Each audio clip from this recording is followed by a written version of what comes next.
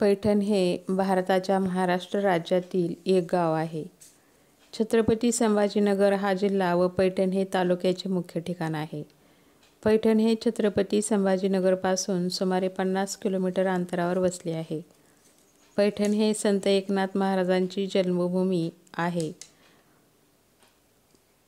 पैठण हे संत एकनाथाची समाधी, जायकवाडी धरण, ज्ञानेश्वर उद्यान व पैठणी साडी यासाठी प्रसिद्ध आहे. साडी प्रकारचे पैठणी हे नाव ज्या ठिकाणावरून पडले ते पैठण महाराष्ट्राच्या इतिहासात गेली 2500 वर्ष स्वतःचे वेगळेपण राखून आहे. हे गाव प्राचीन काळापासून दक्षिण काशी म्हणून ओळखले जाते. पूर्वीचे मूळ नाव प्रतिष्ठान हे होते. पैठण सातवाहन राजाची राजधानी होती. त्या काळापासून आतापर्यंत इथल्या पंडितांनी दिलेला धर्मनिर्णय हा अखेरचा मानला जाई. याशिवाय पैठणचे आणखी एक महत्त्व म्हणजे महानुभव पंथाचे प्रवर्तक चक्रधर स्वामी काही काळ पैठणला राहिले होते. 16व्या शतकात झालेल्या एकनाथ महाराजांची पैठण ही जन्मभूमी आणि कर्मभूमी होती. एकनाथ महाराजांचा वाडा पैठणमध्ये आहे. या वाड्याचेच मंदिरात रूपांतर करण्यात आले आहे.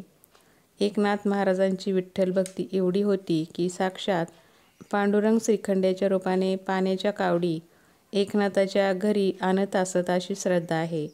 पाण्याचा तो हौदही त्या गावात वाड्यामध्ये अजून आहे.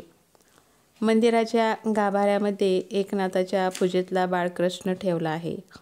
या वाड्याला आतलेनाथ असे गावकरी म्हणतात व गावाबाहेर गोदावरीच्या पात्रात ज्या ठिकाणी एकनाथांनी देह ठेवला त्या ठिकाणाला बाहेरचे नाथ असे गावकरी म्हणतात.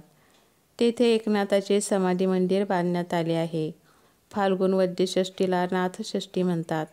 ही एकनाथ महाराजांची पुण्यतिथी आहे. या निमित्त 6 दिवसांचा मोठा उत्सव होतो.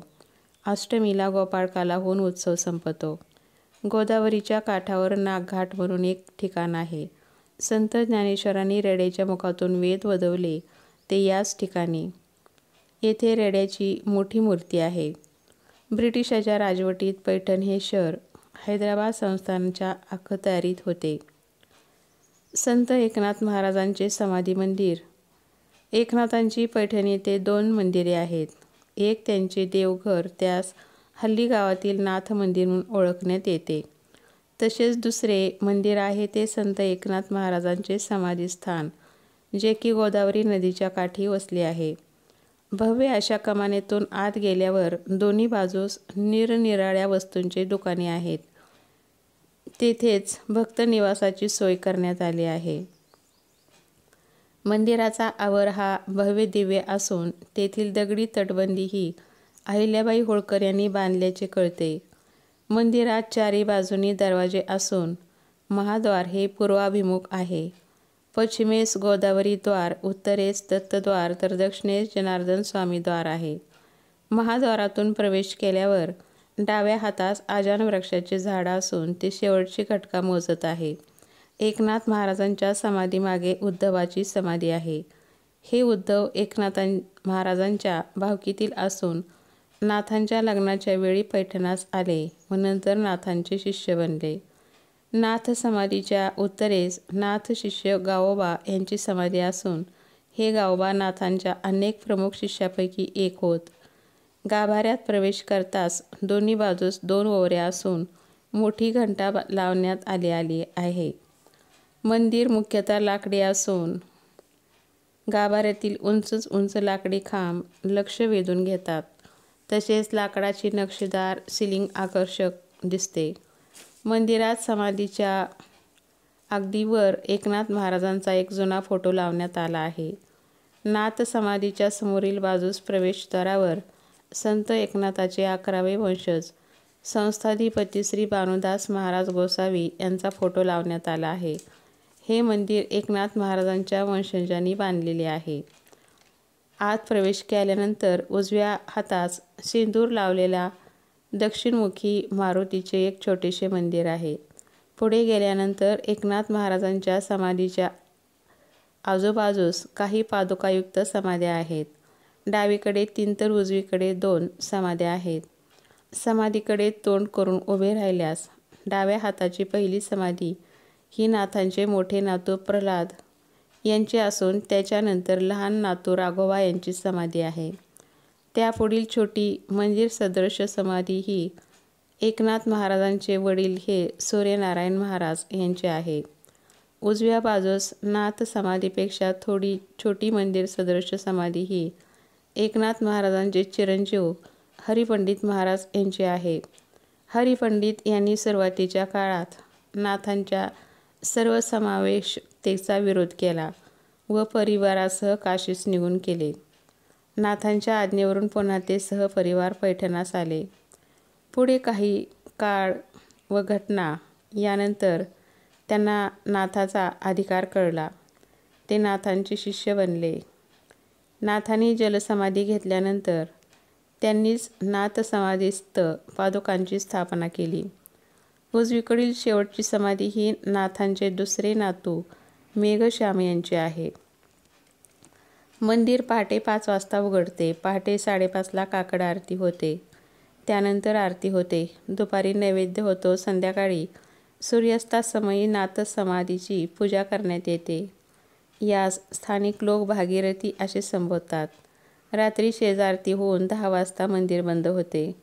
प्रतिशुद्ध एकादशीस लाखो भाविक नाथ समाधीचे दर्शन घेतात. एकनाथ षष्ठी हा येथील महत्त्वाचा उत्सव असून ही वारी महाराष्ट्रातील दुसऱ्या क्रमांकाची वारी म्हणून सुपरिचित आहे. संबंधित लोकांशी चर्चा केल्यानंतर असे समजते की दररोज येथे सुमारे 5 ते 6 हजार भाविक विविध ठिकाणावरून दर्शनासाठी येत असतात. संत एकनाथ महाराजांचा वाडा म्हणून ओळखले जाणारे हे ठिकाण समाधी मंदिराच्या काही अंतरावर आहे. मुख्यतः हे एकनाथ महाराजांचे निवासस्थान आहे. तसेच पैठण येथे सातवाहन राजांच्या महालाच्या खानाखुणा, कोरीव खांब वगैरे असणाऱ्या या प्रासादाच्या आवारात एक विहीर आहे. या विहिरीस शालिवाहनाची विहीर म्हणतात. पैठण येथे जायकवाडी धरण आहे. गोदावरी नदीवरील जायकवाडी हे धरण पैठण जवळच आहे. महाराष्ट्रातील मोठ्या धरणांपैकी हे प्रसिद्ध धरण आहे. या जलाशयास नाथसागर असे नाव दिले आहे. नाथसागर पर्यटकांचे खास आकर्षण आहे. पैठण येथे जांभूळ बाग आहे. पैठण येथे संत ज्ञानेश्वर उद्यान आहे. नागघाट हे पैठणमधील अतिशय सुंदर ठिकाण असून हे गोदावरी नदीच्या काठावर आहे. येथेच ज्ञानेश्वर महाराजांनी रेड्याच्या मुखातून वेद वदविले होते. तसेच येथे सिद्धेवरून पेशवे गणपती, हनुमान मंदिर, नागदेवता मंदिर, नागेश्वर व इंद्रेश्वर महादेव मंदिर आहेत. नागपंचमीनिमित्त या ठिकाणी मोठ्या संख्येने उत्सव साजरा होतो. पैठण येथे लहू सावकाराचा वाडा आहे. तसेच पेशव्यांना कर्ज पुरवठा करणाऱ्या वानोळे सावकारांचा वाडा आहे. पैठण येथे जामा मशीद आहे. तीर्थखांब आहेत. तसेच मौलाना साहब दर्गा आहे. पैठण येथे जैन मंदिर आहे. दिगंबर जैन मंदिर हे पैठणमधील प्रसिद्ध धार्मिक मंदिर आहे. हे अतिशय पवित्र क्षेत्र आहे. देशाच्या कानाकोपऱ्यातून जैन बांधव व धार्मिक लोक येथे भेट देतात. आचार्य आर्य नंदी महाराज यांचा जन्म डोरकीन गावात झाला. डोरकीनला आर्यनंदीनगर असे म्हणतात. पैठण औरंगाबाद जिल्हा महाराष्ट्र ते भारतातून महान मुनी म्हणून ओळखले जायचे. सैतवाल समाजाचे एकमेव जैन आचार्य ते राहिले आहेत. पैठण येथे सातबंगला पैठणी साडी केंद्र आहे. तसेच वीज प्रकल्प आहे. जुने कावसान नाथसागर धरण आहे. पैठण येथे नवनाथ मंदिर आहे. तसेच छत्रपती शिवाजी महाराज चौक तसेच महाराणा प्रताप चौक आहे. पैठण येथे महाराष्ट्रातील पहिले क्रांती भवन आहे. तसेच पैठण येथे सातवाहन क्रांतीतील वस्तूचे बाळासाहेब पाटील संग्रहालय आहे. पैठण येथील प्रसिद्ध व्यक्ती पुढीलप्रमाणे आहेत. संत भानुदास महाराज, संत एकनाथ महाराज, संत गावबा महाराज, कृष्णदयार्णव महाराज, कवी अमृत राय महाराज, शंकरराव चव्हाण, भैयासाहेब महाराज गोसावी हे नाथ वंशज आहेत. बाळासाहेब पाटील हे इतिहास संशोधक आहेत. कमलाकरराव वानोळे हे पेशव्यांचे चौकार आबाजी नाईक वानोळे यांचे वंशज आहेत. योगीराज महाराज गोसावी हे नाथ वंशज आहेत. सर्वसाधारणपणे नाथ म्हणून ओळखले जाणारे संत एकनाथ यांचा जन्म इसवी सन 1533 साली झाला व मृत्यू इसवी सन 1599 साली झाला. पैठण येथे जन्मलेले संत एकनाथ महाराष्ट्रातील वारकरी संप्रदायातील एक संत होते. संत भानुदास हे एकनाथाचे पंजोबा होते. ते सूर्याची उपासना करत. श्री संत एकनाथांच्या वडिलाचे नाव सूर्यनारायण असे होते. आईचे नाव रुक्मिणी होते. आई वडिलांचा सहवास त्यांना फार काळ लाभला नाही. एकनाथांचे पालनपोषण त्यांच्या आजोबांनी केले. चक्रपाणी व सरस्वती हे त्यांचे आजोबा व आजी होत. एकनाथांचे गुरु जनार्दन स्वामी होते. ते देवगड म्हणजेच देवगिरी येथे या दरबारी अधिपती होते. हे मूळचे चाळीसगावचे राहणारे रहिवासी होते. त्यांचे आडनाव देशपांडे हे होते. ते दत्त उपासक होते. गुरु म्हणून नाथांनी त्यांचा स्वीकार केला. एकनाथांनी परिश्रम करून गुरुसेवा केली आणि साक्षात दत्तात्रेयांनी त्यांना दर्शन दिले. द्वारपाल म्हणून दत्तात्रेय नाथांच्या द्वारी उभे राहत असत असे म्हणतात. नाथांनी अनेक तीर्थयात्राही केल्या. नाथांनी पैठणजवळील वैजापूर येथील एका मुलीशी विवाह केला. एकनाथ व गिरिजाबाई यांना गोदावरी व गंगा या 2 मुली व एक हरी नावाचा मुलगा झाला. त्यांचा हा मुलगा हरिपंडित यांनी नाथांचे शिष्यत्व पत्करले. एकनाथांनी समाधी घेतल्यानंतर हरिपंडितांनी दरवर्षी नाथांच्या पादुका आषाढी वारीस पंढरपुरास नेण्यास सुरुवात केली. हरीला प्रल्हाद, मेघश्याम व राघोबा अशी 3 अपत्ये झाली. पैकी केवळ मेघश्याम या मधल्या मुलाचा मूळ वंश सद्यस्थितीत पैठण येथे अस्तित्वात आहे.